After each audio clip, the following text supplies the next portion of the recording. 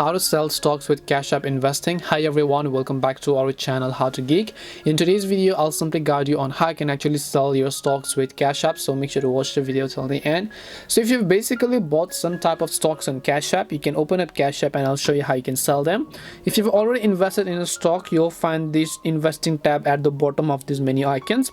But in case you don't happen to find it, you can come to the home tab. You can go to the stock tab over here, which is invest in stocks, and then when you scroll down to my portfolio section, because if you've already purchased a stock, you'll find the my portfolio section. You can just select any of the stock that you want to sell and then just select the sell button in order to sell how much portion of the stock that you want to sell. That's basically how it works, and this is how you can actually sell your stock on Cash App after you've purchased them, of course.